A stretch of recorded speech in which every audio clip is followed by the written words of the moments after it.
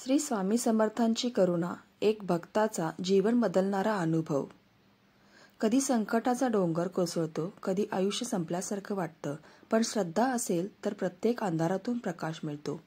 ही आहे अशाच एका भक्ताची खरी कहाणी, जिचं जीवन श्री स्वामी समर्थांच्या कृपेने पूर्णपणे बदलून गेलं। मुख्य कथा। शंकर नावाचा एक सामान्य मजूर माणूस होता। तो एका लहान गावात त्याची पत्नी आणि 2 मुलांसह राहत होता। त्याचे उत्पन्न अपुरे होते, पण तो मेहनती होता। काही वर्षांनी त्याच्या पत्नीला अचानक गंभीर आजार झाला होता, कॅन्सर झाला होता। शंकराचे जग उजाड झाले। पैसे नव्हते, नातेवाईक मदत करायला पुढे येईना। सर्व रुग्णालये फिरून तो थकला होता। एक दिवस त्याच्या एका मित्राने त्याला अक्कलकोटला श्री स्वामी समर्थांच्या समाधीला भेट देण्याचा सल्ला दिला। शंकर खूप निराश अवस्थेत अक्कलकोटला पोहोचला। समाधी समोर बसून रडतच स्वामींना म्हणाला, स्वामी, जर खरंच आहात तर माझ्या बायकोला वाचवा। मी काही मागणार नाही, पण तिचा जीव वाचवा।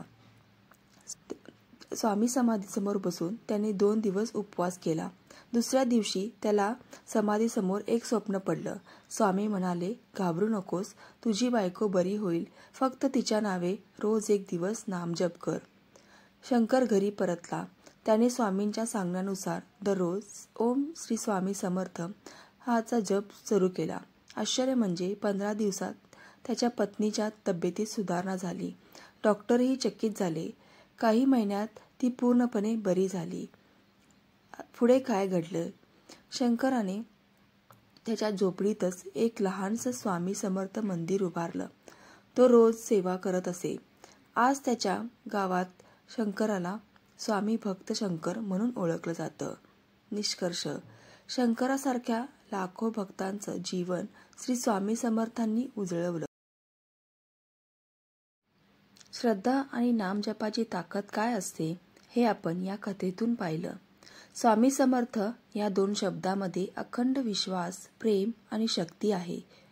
फक्त श्रद्धा हवी आणि स्वामी स्वतः मार्ग दाखवतात।